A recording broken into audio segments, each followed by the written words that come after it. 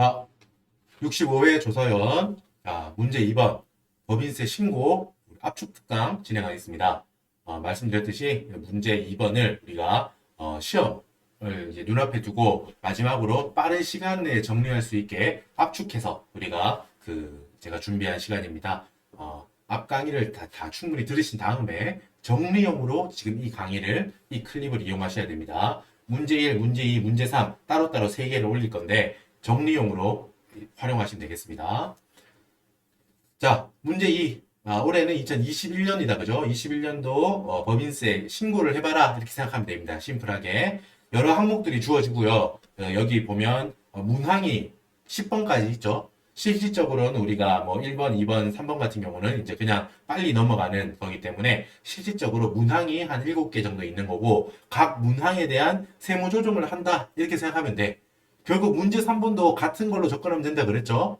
자, 문제 3번은 이따가 제가 언급을 해드릴 거고, 문제 2번은 기본적으로 각 문항에 대한 세무 조정을 한다. 이렇게 생각하면 됩니다.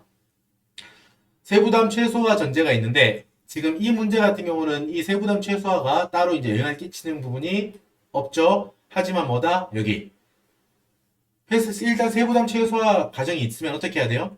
회사가 만약 결산서, 그러니까 손익계산서에 비용으로 계산하지 않았더라도 결산하면서 그렇더라도 이미 신고조정 사항에 대해서는 어때?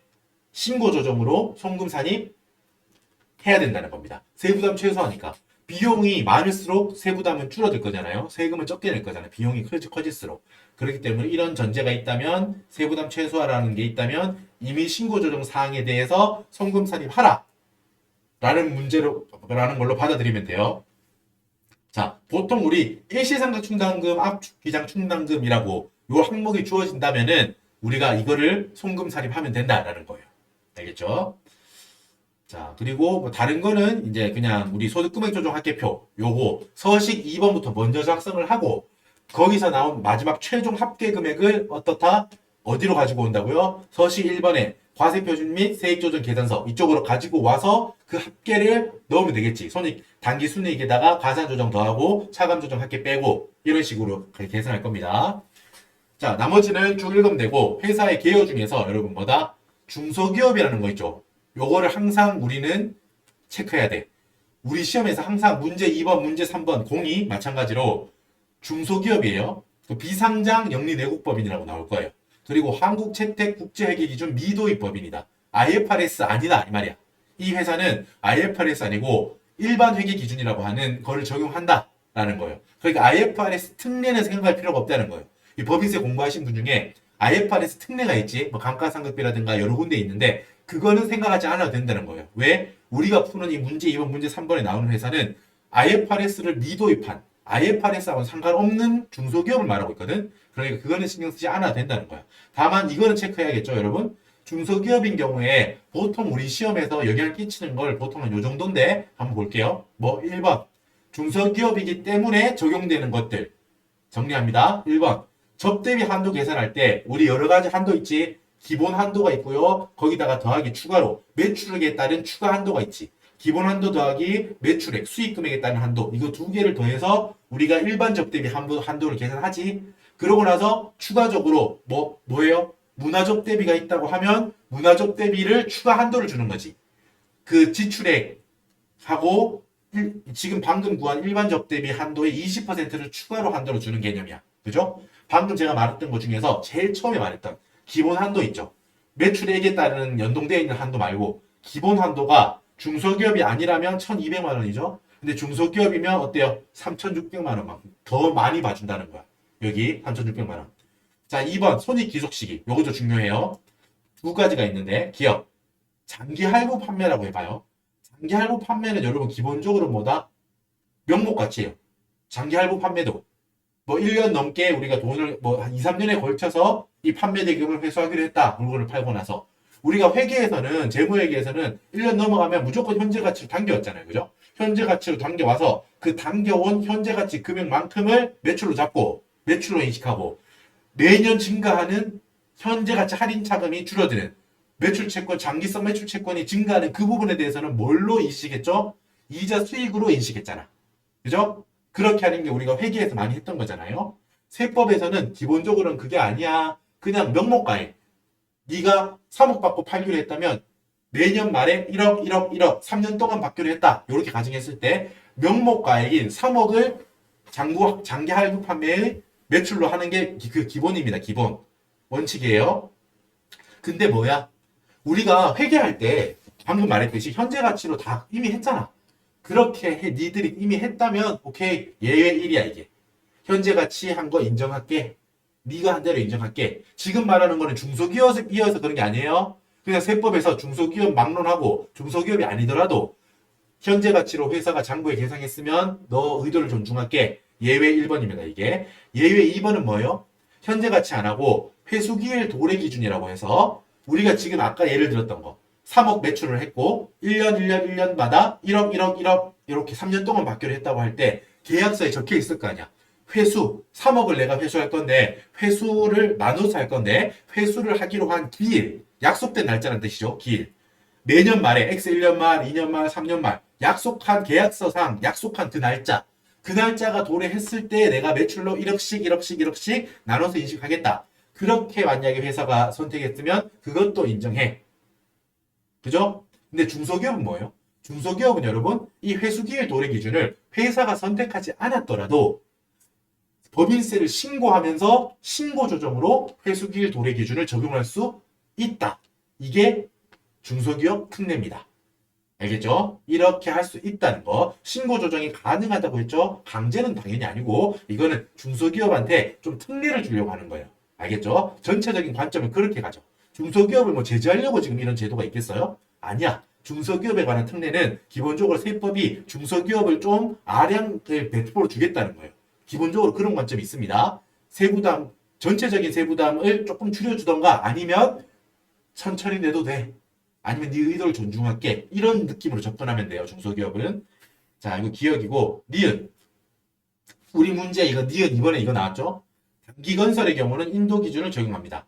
원래는 여러분 이 세법은 그 건설계약 있죠? 건설계약 진행률 계산하고 이런 거 무조건 진행 기준을 해야 돼. 무조건 진행률을 계산한다고.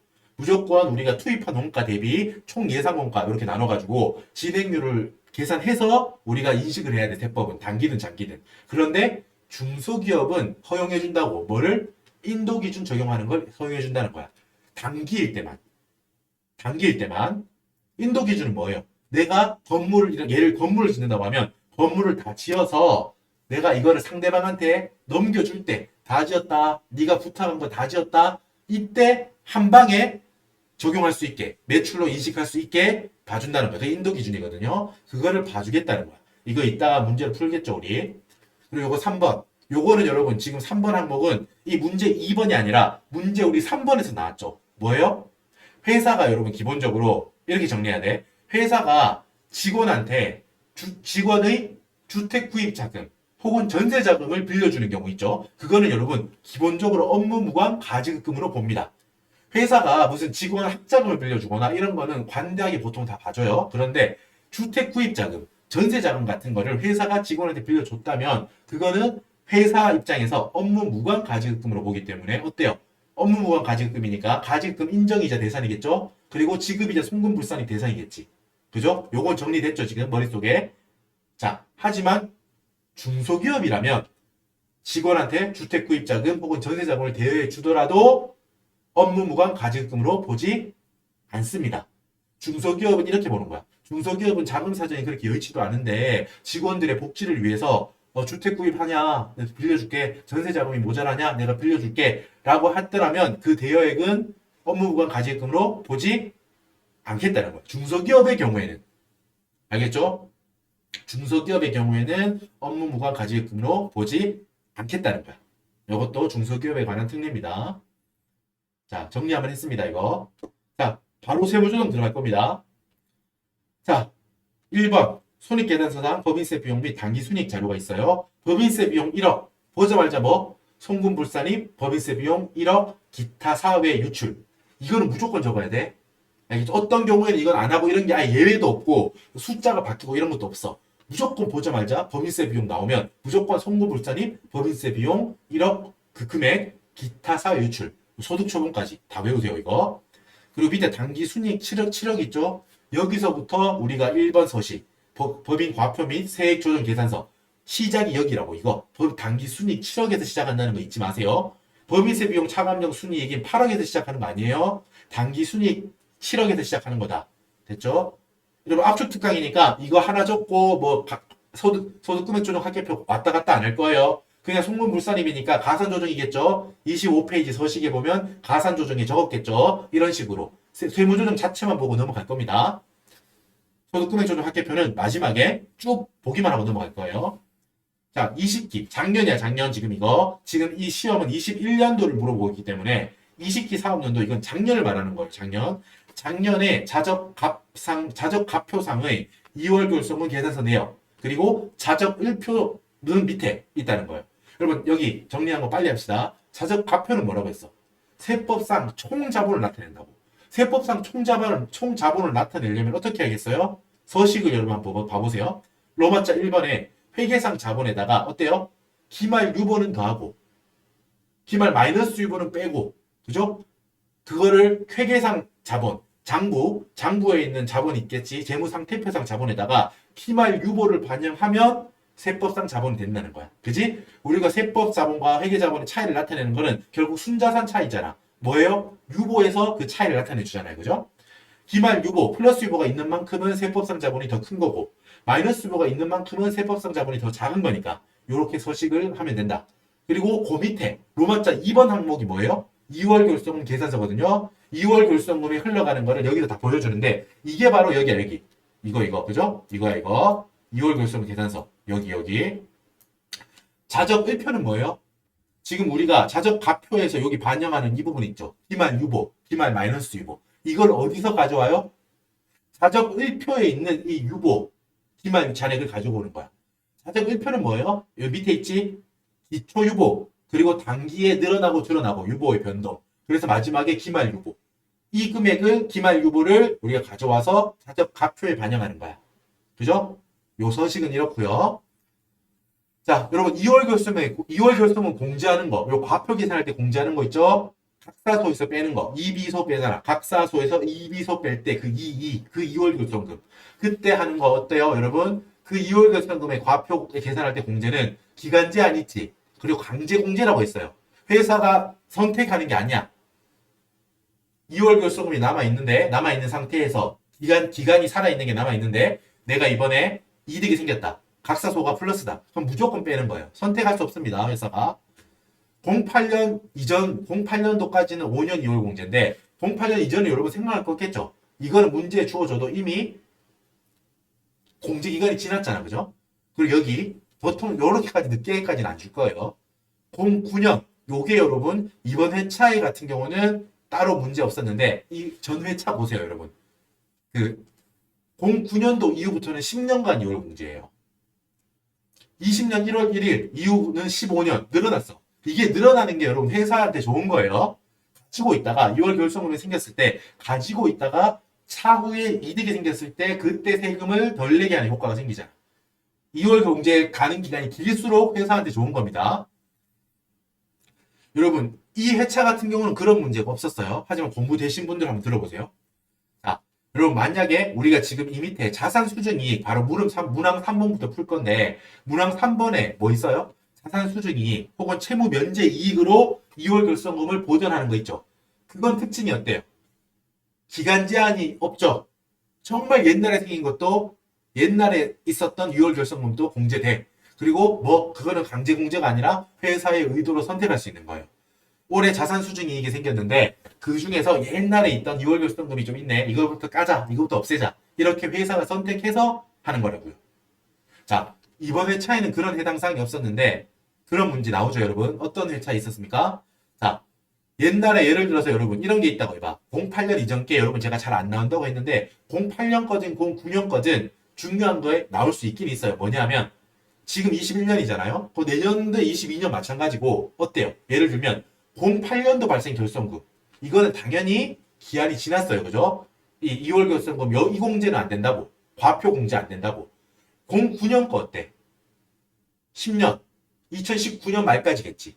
끝났어요. 그것도. 2021년 기준으로 보면 10년이 지나버렸다고. 그것도. 그런데 여러분 공제기간 안에 내가 공제를 못 받았어. 그때 동안 이익이 안 나거나 모자라게 나서 결손금보다 모자라게 나서 잔액이 있대요. 그 경우에 여러분 어때요? 만약에 자산 수준 이익이 있다면 옛날에 있던 공제를 옛날에 쌓여있던 이 잔액을 없앨 수 있겠지. 그지? 기간이 지나버리면 이제부터는 자산 수준 이익이나 채무 면제 이익을 통해서만 이 2월 결손금을 없앨 수 있는 거예요. 그죠? 요게 다른 회차에서 그걸 그렇게 푸는 문제가 있습니다. 일단 이 회차에서는 더 이상 언급하지 않겠습니다. 해당되는 게 아니기 때문에. 자, 그런 문제도 충분히 나올 수 있다라는 거예요. 이 문제 같은 경우는 20년에 생긴 2월 결손금이야. 그래서 20년에 8천만 원이 생겼고 4천만 원은 공제 이미 했어요. 20년 말에 4천만 원이 있는 거야. 그러니까 지금 21년이잖아요. 21년 기초에 남아있던 2월 결손금 잔액은 얼마예요? 그죠? 4천만 원이죠. 4천만 원. 4천만 원입니다. 그리고 유보, 자적 1표상 유보 보세요. 자, 감가상각비, 기계장치 D에 대한 작년에 감가상각을 했더니 어때요? 800만 원만큼 송금불사님 감가상각비 한도초과 800만 원 유보가 생긴 거야. 그럼 어떻게 돼요?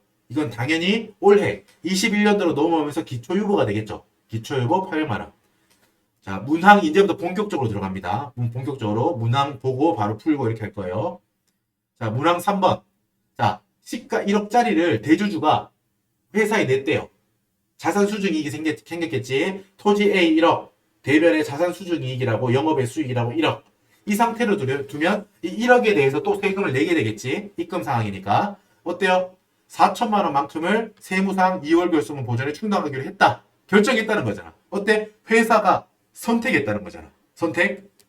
어때? 입금불사님 자산 수중이익 토지 A 4천만 원 세무조정은 소득 처분은 뭐예요? 기타라는 소득 처분을 합니다. 자, 여러분 요거 하고 이런 세무조정을 했으니까 어때요? 우리 기초에 있던 2월 결손금 요 빨간색 선 따라오세요. 화살표. 어때? 우리가 지금 이 세무조정을 했으니까 선을 따라와봐. 이제 2월 결손금 잔액은 이제 없는 거예요. 우리가 이따가 문제 풀 때 여기 23페이지 서식 여기 왼쪽에 봐요. 서식 할 때 각사소 금액 구하고 이비소 뺄 텐데 이 이비소에 4천만 원 또 빼주면 안 된다는 거예요. 알겠죠? 이거는 뭐 그때 충분히 강조했지만 여기 4천만 원 적으면 안 된다. 아, 지금 약간 어긋났는데 왜 위에 적혔지? 또 살짝 위에 적히네요. 4천만 원이 아니라는 거예요. 아무튼 알겠죠? 2월 결손금은 이미 소멸됐으니까 이미 소멸됐기 때문에 여기 또 적어주면 안 된다라는 거예요. 나중에 실수하지 마시라고. 자, 4번 부당이익 계산의 부인이죠. 가지금 인정이자예요. 대주주한테 1억을 대여했대요. 그런데 이자를 하나도 안 받았대. 그래서 우리는 지금 뭘 한다? 가지금 인정이자를 계산하는 거예요. 가지급금, 업무 무관 가지급금이 있으면 우리가 제재가 두 개가 있었죠. 뭐예요?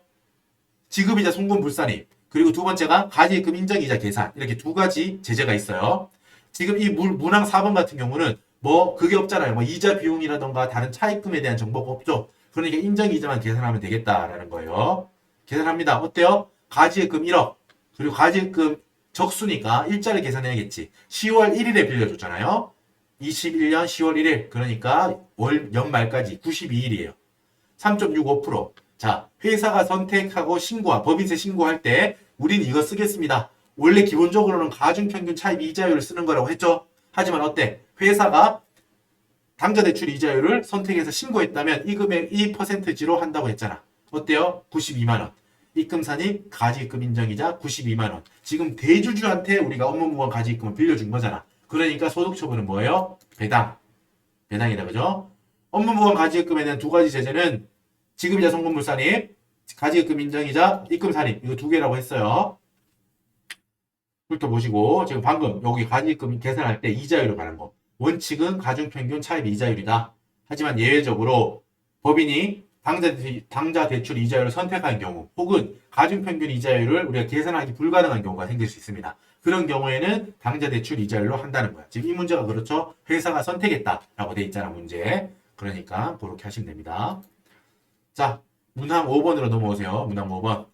자, 전무 이사야. 이사니까 임원이죠. 임원. 인건비야. 인건비. 상여금 혹은 퇴직급여. 그거 한도 초과냐 아니냐 그거에 대한 거죠. 한도까지는 어때요 여러분? 한도까지는 인정하는데 한도 초과하게 되면은 우리가 제재를 한다는 거야. 회사에서는 비용으로 보지 않고 그만큼은 어때? 상여 처분할 거니까 바로 근로소득으로 지금 세금 더 내라 이 말이에요. 알겠죠? 볼까요? 우리가 퇴직급여 2억 지급했고 급여 7천만 원, 상여금 3천만 원, 근속연수 7년 6개월 이렇게 했고요. 자, 이사회 결의로 상여금을 줬고요. 정관에 있는 규정으로 정관 규정은 없네요. 퇴직금을 없어가지고 정관 등의 퇴직 규정이 없다. 그러면 법정 산식으로 해야겠네. 그죠? 우리가 정리할 게 여러 개가 있었습니다. 머릿속에 어떻게 정리하라고 했어요? 일단 만약에 여러분 직원이 같이 나올 수 있어. 항목에서 이렇게 박스 쳐가지고 직원한테 준 거, 임원한테 준 거 이렇게 나눠질 수 있거든요. 그때는 어떻게? 직원한테 준 거는 문제 삼지 않아요. 규정이 있는 상태에서 많이 줬든 상여를 많이 줬든 혹은 퇴직금을 많이 줬든 직원한테는 줘도 된다는 거야. 기존에 기준이 없더라도. 하지만 우리는 문제를 삼아요. 언제? 임원한테 상여 혹은 퇴직금을 많이 주는 거를 문제 삼으려고 하는 거야. 그죠? 직원은 문제 삼지 않는구나라는 걸 일단 머릿속에 두라고 했어요. 그리고 여기 풀이 정리했죠? 상여금 같은 경우 일단 어때요 여러분? 기본적으로 지급 기준 아래 거는 지급 기준 내의 금액은 임원한테 줘도 돼요. 근데 지급 기준을 초과하는 거에 대해서는 송금불사님 상여를 할 건데 우리 지금 핵심 포인트가 뭐였어요? 이 임원한테 주는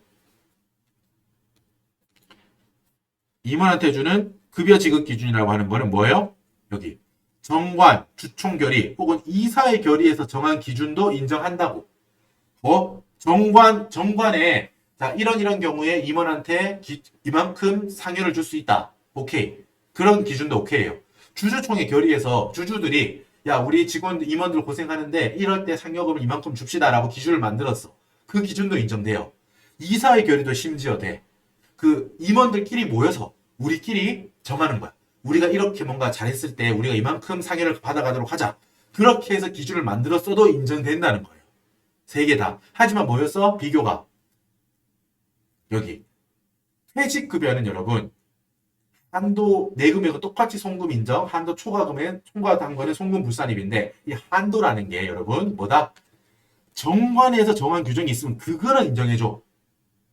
하지만 우리가 위에서 상여처럼 주주총회에서 정하거나 이사회 지들끼리 정하거나 이렇게 정한 규정으로 만약에 준다면 그 기준은 인정하지 않아요.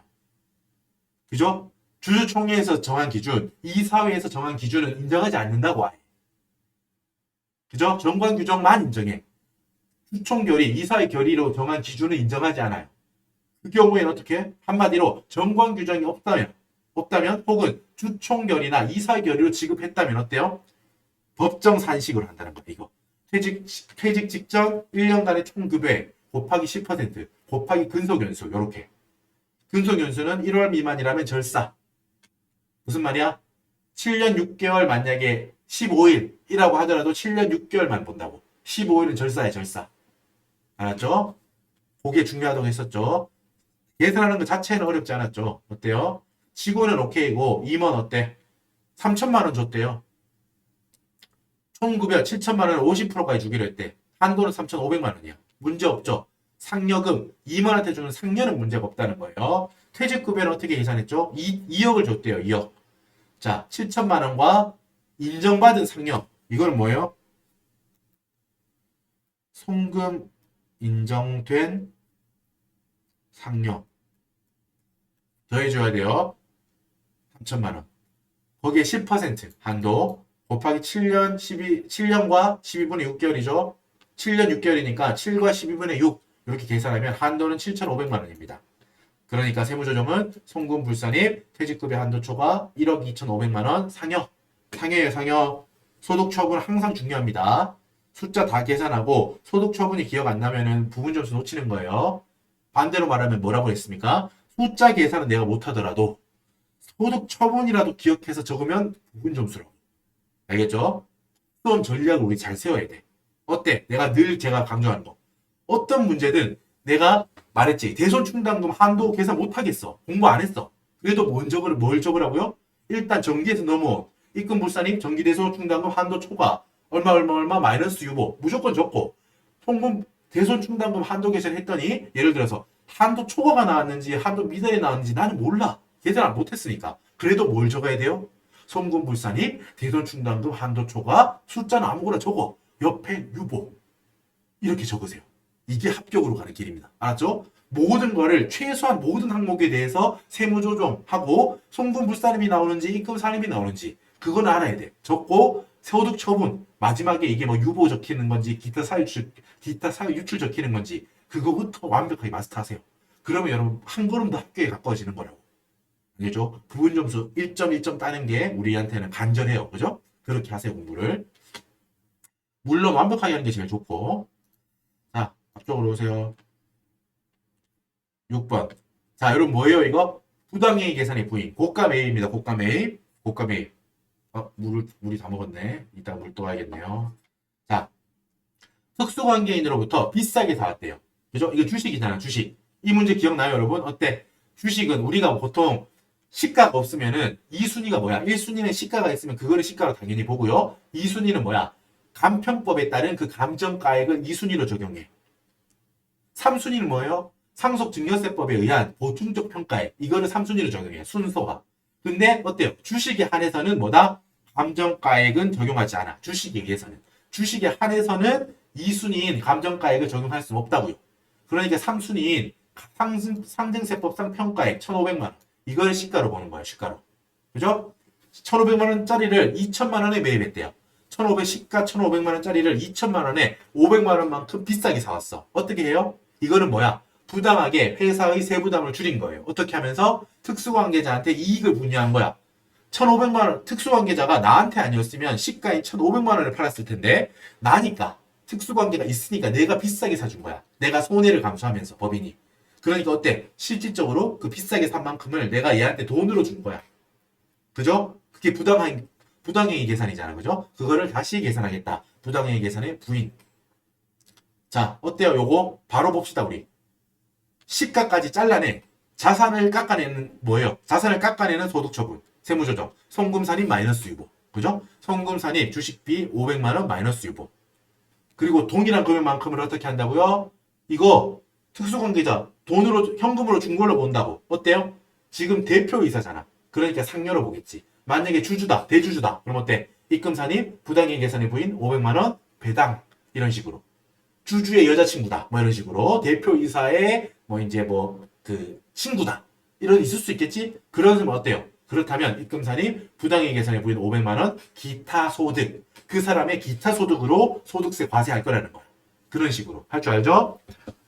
자, 문항 7번.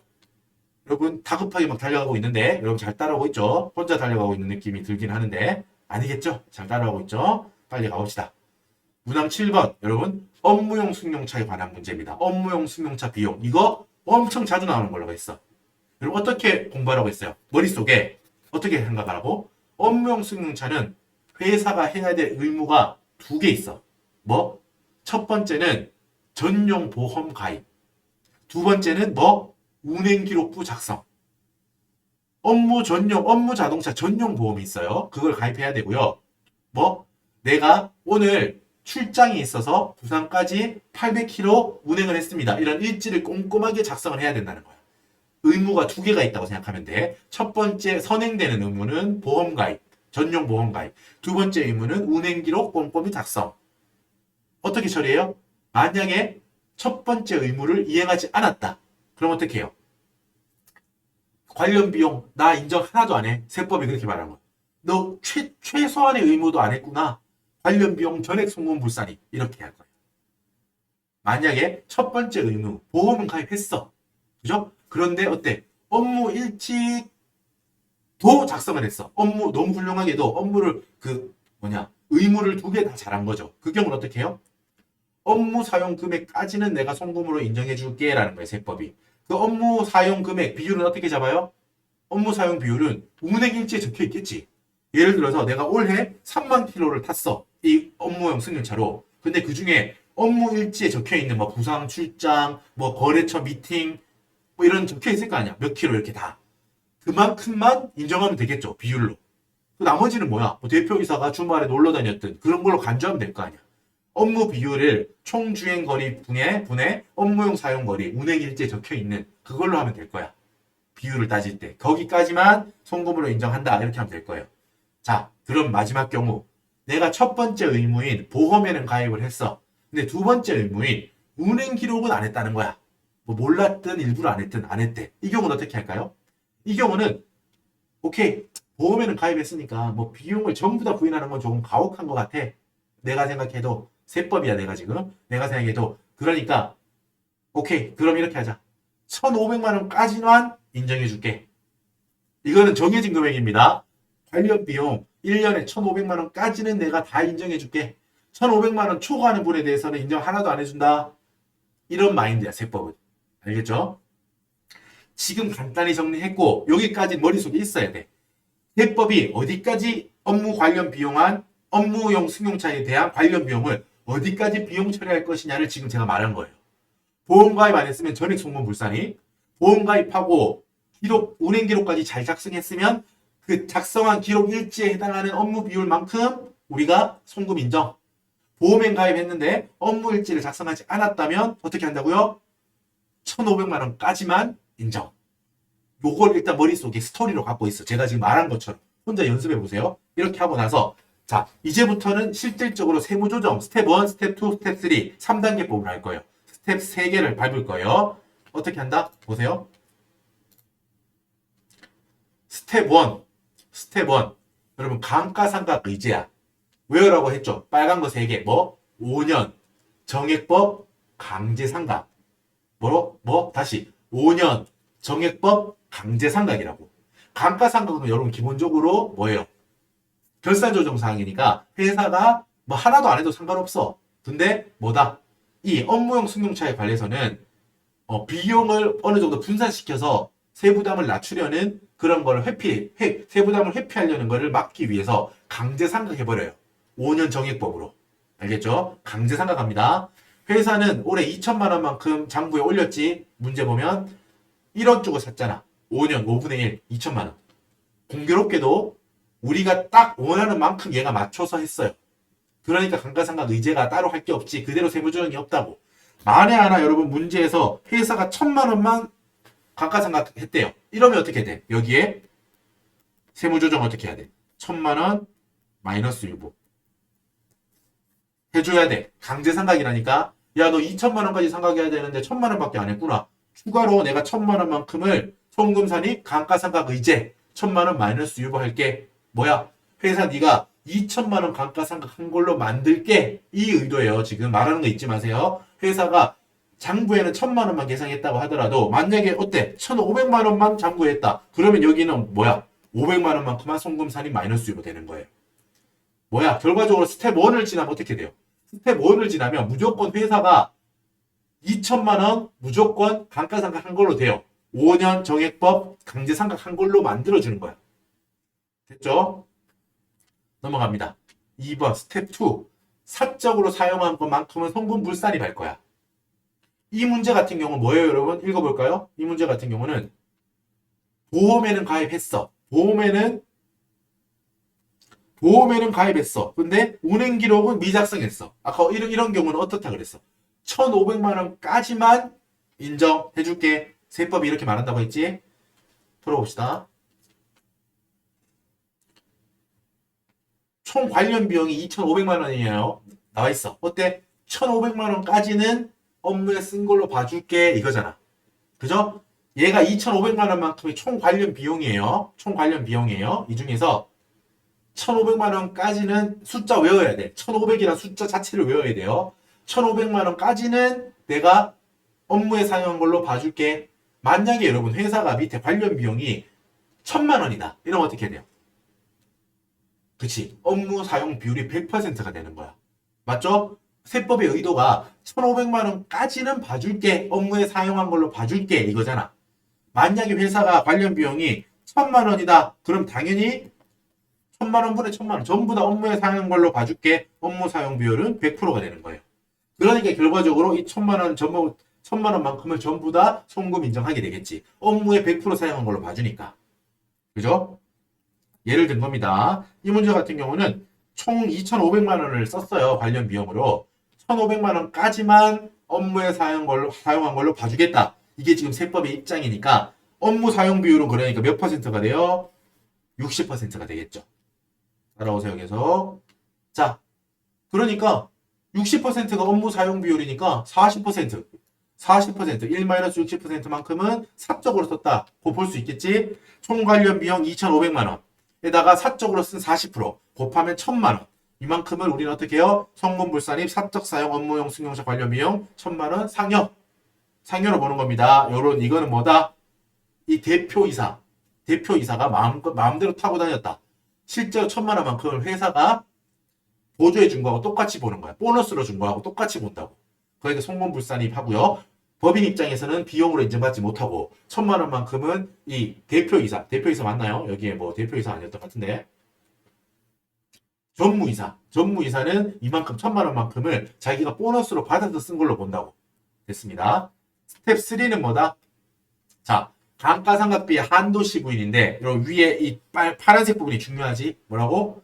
업무 사용 금액에 해당되는 감가상각비를 한도시부인할 거야. 무슨 말이에요? 우리가 회사가 지금 2천만 원만큼 장부에 감가상각비라고 계산했죠. 그 중에서 여러분 40%는 여기서 이 1,000만 원 중에서 40% 아니지 이 2천만 원이 40%니까 이 1,000만 원 중에서 800만 원은 감가상각비였죠. 200만 원이 기타 비용이고 이거 제가 기본 강의할 때 이렇게 칸으로 나눠가지고 구별해서 설명 다 드렸죠. 기억나죠? 그러니까 지금 우리가 스텝 2에서 1,000만 원만큼을 송금불산입한 거는 800만 원은 감가상각비에 해당되는 거고 200만 원만큼은 기타 비용에서 해당되는 거다. 합쳐서 1,000만 원이다. 라는 거였잖아요. 그죠? 맞죠? 반대로 말하면 지금 2천만 원 중에 40%죠? 감가상각비로 계산한 2천만 원 중에 40%는 부인된 거야 지금. 그죠? 업무 사용한 60%. 이 1,200만 원만큼이 이제 어떤 자격이 있는 거예요? 한도 시부인을 받을 자격이 얘만 있는 거야. 이 초과 한 800만 원에 대해서는 스텝 2에서 전액 전부 다 송금불산이 됐죠. 대자가 아니고. 그죠? 스텝 3에서 한도 시부인의 대상이 되는 거는 스텝 2를 넘어와 살아온 애들. 업무 사용한 걸로 인정된 감가상각비만 스텝 3에서 감가상각비 한도 시부인을 받는다고 했습니다. 1,200만 원. 그리고 한도 금액은 뭘로 한다고요? 외워야 된다고. 800만 원으로 합니다. 그냥. 정해진 금액이야. 세법에서 800만 원까지만 한도 금액으로 한다라고 정해져 있습니다. 이거는. 외워야 돼. 이것도. 외울 게 많죠? 800만 원 외워야 돼. 800만 원 초과하는 400만 원만큼에 대해서는 송금불산입합니다. 송금불산입 감가상각비 한도 초과 400만 원 유보. 그죠? 이렇게 하면 스텝 1, 2, 3. 스텝 1 5년 정액법 강제 감가상각. 스텝 2 업무 외 사용 비율. 즉 사적 사용 비율에 대한 해당하는 관련 비용을 송금불산입. 스텝 3 살아남은 즉 업무 사용한 걸로 인정받은 감가상각비 이 문제라면 1,200만 원의 한도 시부입 800만 원 한도로. 스텝 1, 2, 3 연습하는 거 잊지 마세요. 업무용 승용차는 되게 자주 나오기 때문에 요거 안고 가셔야 돼요. 물음 8번 세금과 공과금 어떻게 한다고요? 법 혹은 규칙을 위반해서 내는 벌금, 과태료에 관한 지출액은 송금으로 인정하지 않아요. 제재를 이제 제재로 하는 거니까 나라에서 600만 원 업무와 관련된 교통사고 벌과금 벌이죠. 벌 들어가 있잖아. 교통법을 위반한 거야. 송금불산입 600만 원 기타 사유 유출. 송금불산 가산조정이고 여기 소득처분 항상 주의하세요. 기타 사회 유출이라는 거야. 추가적으로 누가 소득세를 더 부담해야 될 일은 없는 거예요. 그렇기 때문에 그냥 기타 사유 유출로 끝내는 겁니다. 두 번째 200만 원. 자 소득세 원천징수를 했어야 되는데 우리 직원들 월급 주거나 하면서 법인에서 원천징수해서 다음 달 10일까지 내고 이런 거 있잖아요. 그죠? 그걸 해야 되는데 그걸 늦게 내서 가산세가 붙었어. 이건 여러분 뭐다? 법을 위반한 거지. 소득세법을 위반한 거잖아. 송금불산입 200만 원 기타 사유 유출입니다. 얘도 마지막에 법인이 돈이 조금 모자라서 전기요금을 내야 되는데 어때? 40만 원 냈는데 한국전기전력공사에 35만 원은 원래 내야 되는 거고 5만 원은 늦게 낸 대가로 더 준 거래. 연체금이지 연체금. 여러분 연체금은 어때요? 기본적으로 송금으로 봐준다는 거야. 이 연체라고 하는 거는 어떤 사적 거래에서 우리가 법인이 일시적인 자금이 어려워가지고 늦게 준 거야 그냥. 그죠? 그런 거에 추가적인 불이익을 주는 거는 가혹하다라고 해서 송금으로 인정한다는 거야. 여러분 2번에도 지연이라는 표현이 있고 3번에도 연체라는 표현이 있어서 비슷한 거 아닌가요? 라고 하지만 뭐다? 2번도 늦게 된 거고 3번도 늦게 준 건데 무슨 차이가 있어요? 2번은 법을 위반한 거야. 법에 나와 있다고 여기까지 내라고 소득세 하고 원천징수 신고하고 납부하는 기한이 있잖아. 법에 나와 있는 걸 위반하면 무조건 송금불산입입니다. 그게 법에 나와 있는 기한을 위반한 거든 법에 나와 있는 제출 의무, 다양한 의무, 다른 의무를 위반한 거든 법을 위반했으면 송금불산입이야. 근데 이 3번 같은 경우는 요금은 여러분 법에 정해져 있는 게 아니잖아. 한국전력공사하고 우리가 내가 쓴 만큼 요금을 내겠다라고 약속이 돼 있는 거야 그냥. 그죠? 그래 그 약속을 그냥 늦게 줘서 미안하다라는 거잖아. 세금이 아니 전기세가 아니잖아. 전기요지, 전기요금이니까. 전기세가 아니잖아요. 그죠? 법이 아니야 이건. 그렇기 때문에 그냥 일시적인 자금 위반이 아니고 자금 어려움이기 때문에 그거는 인정해준다는 거야. 송금으로 인정해준다. 이렇게 생각하면 돼요. 자, 문항 9번. 뭐였어요, 여러분? 제가 앞에 말했던 중소기업 특례 말했지. 아까 말했지. 단기공사의 경우에 인도 기준을 인정한다고. 이 문제 같은 경우 갑공사는 장기공사예요. 1공사는 단기공사야. 회사는 기존에 인도 기준으로 하고 있다는 거야. 그러니까 1공사 같은 경우는 결국 2022년에 완성되잖아. 2022년 5월 31일에 완성돼서 이때 완성되고 그때 다 매출이랑 비용을 다 잡으려고 했던 거야. 2021년에는 아무것도 안 했다는 거지. 그래도 돼, 안 돼? 단기공사는 돼요. 인도 기준 오케이야. 단기공사는 특례가 있잖아. 1공사는 오케이야. 하지만 장기공사는 어때요? 장기공사는 중소기업도 무조건 진행률을 계산해서 진행 기준으로 신고를 해야 돼. 세금 신고를 해야 돼. 자, 그런데 뭐라고? 장기공사마저도 인도 기준으로 해버렸대, 얘들이. 그러면 얘는 이러면 안 되잖아. 장기공사는 중소기업 특례 없는데 왜 이렇게 했니? 라는 거야. 계산해보면 어때요? 도급금액 1억을 총공사 예정원가 단기공사 공사 이걸로 진행률 계산하는 거 있지? 2천 나누기 8천 하면 25%죠? 도급금액 1억 중에 25% 입금산입 공사수익 2,500 유보 송금산입 공사원가 2천만 원 마이너스 유보 요거 해주면 된다는 거야. 중소기업 특례를 알고 있어야겠죠? 자, 마지막 문항 10번. 여러분 기계장치 정률법 감가상각비야. 감가상각하는 거. 여러분 정액법, 정률법이 있는데 정률법이 조금 더 어렵죠. 여러분 생각이 좀 어렵지만 요거 제가 기본 강의할 때 시간을 엄청 많이 들여가지고 회계에서 우리가 재무회계에서 정률법 어떻게 계산하는지 보여드리고 실제로 감가상각비 요거 세법에서 어떻게 하는지 정률법이 세법에서는 어떻게 되는지 회계랑 세법을 다 이어가지고 설명을 드렸었죠. 그때 충분히 아마 이해가 되셨을 겁니다. 여기 다 암기한 걸로 토대로 바로 빨리 풀어버릴게요. 자료가 이렇게 주어져 있습니다. 그죠? 작년 자료 취득원가 2억에 샀대요. 작년 기말 감가상각 누계액이니까 이게 결국 뭐예요? 작년 말, 정기 말은 단기 초랑 같은 표현이라고 했잖아. 그지? 정기 말에 감누가 1억 3천만 원 있었으니까 단기 초 감누가 1억 3천만 원 있는 거지. 그리고 정기 말 감가상각 부인 누계액 이게 뭐였어? 아까 전에 17페이지 자적을표에 정기 말 유보 기억나요? 자적을표에 있던 정기 말 유보 800만 원 이거잖아. 그러니까 단기 초지. 정기 말은 항상 단기 초하고 똑같은 표현이야. 정기 말에 삼각 부인 누계, 즉 유보가 800만 원 있다는 거야. 단기 초 유보가 800만 원 있다는 거야. 그리고 3번. 회사는 손익계산서에 단기에 감가상각비를 3천만 원 계상했대요. 요거 풀어볼게요. 자, 1번. 회사 계산 감가상각비 3천만 원. 자, 정률법 한도 계산하는 거 어떻게 했죠? 기본적으로 재무회계하고 논리가 똑같다. 재무회계에서 했던 그 논리 그대로 가지고 오자. 앞쪽에 이 파란색 앞쪽 양괄호가 뭐예요? 세법상 단기말 취득가액. 거기서 뭘 빼준다? 세법상 정기말까지 감가상각 누계. 세법상 인정받은 감가상각액들의 감가상각비들의 합계. 그죠? 그걸 빼면 뭐가 나와? 여기 빨간색 중괄호 대괄호 있죠? 대괄호 분홍색 빨간색. 이 빨간색 뭐야 이게? 세법상 단기 초의 미상각 잔액. 미상각 잔액이 다른 말로 뭐라고 했습니까? 세법상 단기 초 장부금액. 그지? 거기에다가 우리가 상각률을 곱할 거 아니야. 재무회계에서도 마찬가지로 똑같은 방식이었죠. 취득원가에서 뭘 뺐어? 단기 초까지 감가상각 누계액을 빼. 정기 말이지. 정기 말까지의 감가상각 누계액을 빼. 그 금액에다가 우리는 상각률을 곱하면 바로 나왔잖아. 정률법 금액이. 어때? 여기 장부상 단기말 취득가액 2억에다가 정기까지의 누적 즉시 상각 의제액 더하고요. 단기 즉시 상각 의제액 더해. 이렇게 되면 뭐예요? 이게 세법상 단기말 취득가액이고, 자, 뭘로 시작해요? 빼는 거는 장부에 있는 감가상각 누계액. 이만큼이 뭐예요? 회사가 장부에서 인식한 감가상각 비들의 누계 합계지. 그리고 제가 여러분 버전 1.01에서 수정한 거 있죠. 워크북 6번 버전 1.01 이상 버전은 전부 다 이게 수정돼 있을 거야. 여기에 또 뭘 더해줘야겠지? 여기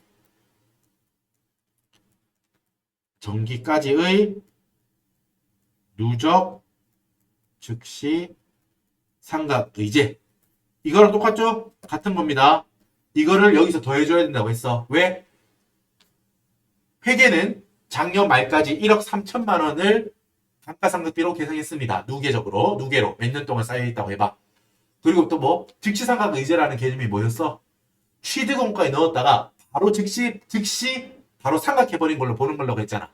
그러니까 세법으로는 이 정기까지 쌓여있는 즉시상각 의제들도, 정기 말까지 쌓여있는 즉시상각 의제들도 세법으로는 뭐야? 감가상각 한 거야, 얘들도. 그러니까 더해줘야 된다고. 감가상각비에다가. 감가상각비 누계에다가. 오케이? 기억나죠? 여기에서 여러분 뭘 빼줬지? 그렇죠. 우리가 기초유보, 즉 정기말 유보가 의미하는 게 뭐라 그랬어? 유보가 상각 부인액이라고도 부른다고 했지? 즉 뭐야? 회사가 1억 3천, 이 문제는 이게 없으니까 0이겠지. 회사가 1억 3천만 원만큼 장부에 비용 계상했는데, 감가상각비로 계상했는데 800만 원만큼은 부인됐잖아. 그 비용이 부인됐잖아. 비용이 부인돼서 쌓여있는 게 어디에 쌓여있는 거야? 유보에 쌓여있지. 정확하게 말하면 플러스 유보에 쌓여있죠. 플러스 유보만큼을 빼는 거라는 거 잊지 마. 빼기 플러스 유보입니다. 뭐? 빼기 플러스 유보라고. 여러분 여기 마이너스 8이라고 적었다고 해서 이게 마이너스 유보를 의미하는 게 아니에요. 800만 원은 뭐였어? 여기. 당연히 플러스 유보였지. 플러스 유보 금액을 이렇게 빼는 겁니다. 실수하기 쉬워가지고 제가 다시 한번 강조 드렸어요. 플러스 유보 금액을 빼는 거다. 거기다가 정률법 정률 0.3. 그러니까 어때? 회사가 계상한 감가상각비는 3천만 원인데 정률법 한도는 2,340만 원이야. 나왔죠? 송금불산입 감가상각비 한도 초과 660만 원 유보. 끝. 문항 10번까지 다 풀었습니다. 여러분 이제 바로 봐봐요. 서식에는 이미 적었다고요. 가정합니다. 25페이지에 이게 서식 2번이죠. 우리가 작성해야 될 거. 사업면도 적고요. 법인명 적고요. 왼쪽이 가산조정이잖아. 입금산입 및 송금불산입. 오른쪽이 뭐야? 차감조정이죠. 송금산입 및 입금불산입. 우리가 여러분 실전에서 각 문항을 풀면서 푸는 순간마다 푸는 족족 여기 서식 2번 소득금액 조정 합계표에 다 이렇게 적어야 돼. 하나하나 실수하지 않게 다 적었죠. 적으면 어디 합계가 나오지. 이 합계를 어디야? 서식 1번. 서식 1번으로 가지고 오죠. 가산조정의 합계 2억 8,452만 원. 차감조정의 합계 6,500만 원. 이거를 앞으로 가져오라고. 얘는 이사를 갔네. 자, 23페이지로 오세요. 23페이지. 이게 서식 1번이죠. 과표 및 세액조정 계산서. 자, 결산서상 당기순이익. 당기순이익 7억에서 시작하는 거라고 했죠. 7억에서 입금산입. 이게 가산조정의 대표 항목. 입금산입 및 송금불산입을 대표해서 입금산입이라고 적혀 있는 거라고. 방금 보고 왔던 거. 2억 8,452만 원. 차감조정, 송금산입. 혹은 송금산입과 입금불산입. 6,500만 원. 우리 방금 보고 온 걸 여기 적는 거야. 합계를. 차감소득이랑 쭉 나오죠. 과표까지 가져오시고 이걸 외우라고 했습니다. 세율. 여러분 법인세 전체 세율은 여기 있어요. 이게 전체 세율인데 뭐는 외우라고? 우리 시험에서 과표가 200억 초과하게 나오지 않을 거예요. 그러니까 2억 이하는 10%, 2억 초과는 그냥 20%. 요거만 외우면 괜찮습니다. 이것만 외워주세요. 법인세 세율은 외워야 돼. 교수님께서 안 주신다고. 과표 나왔다. 세율 계산하는 거. 누진세 적용하는 거 여기 표에 보여드렸어요. 이것도 처음 보시는 분들은 모를 수 있잖아. 2억까지는 10%, 2억 초과분 이렇게 되겠지. 9억 1,952만 원 마이너스 2억. 이게 2억 초과분에 대해서는 20%. 이렇게 하면 1억 6,390만 400원. 이렇게 나오겠죠? 문제가 115번까지 쓰는 게 쓰라고 되어 있죠? 115번까지만 쓰면 됩니다. 산출세. 이렇게 하면 문제 2번을 다 푼 겁니다. 여러분 한 50분 정도 걸렸죠? 정말 빠른 스피드로 쭉 지나갔잖아. 그죠? 제가 이제 문제 2번 마실 건데, 말씀드렸듯이 지금 제가 말하는 거는 압축용으로 들으셔야 돼요. 최종 복습용으로 들으셔야 돼. 그냥 앞에 거 아무것도 안 듣고 그냥 이것만 반복해서 들으면 되겠지. 안 됩니다. 알겠죠? 본인이 어느 정도 공부가 됐다면 이걸 반복해서 듣는 것도 도움이 되게 될 거라고 생각해요. 하지만 내가 공부가 안 됐다고 마음이 급하다고 이것만 들으면 될까 하지는 그건 좀 어려울 겁니다. 앞쪽 강의를 충분히 이해하시고 습득하시고 그러고 나서 이 압축 강의를 들어주셔야 마무리 효과가 날 거라고요. 알겠죠? 마무리 특강이라는 거 잊지 마세요. 자, 수고 많으셨습니다. 잠깐 쉬셨다가 문제 3번에서 뵙겠습니다. 수고하셨습니다.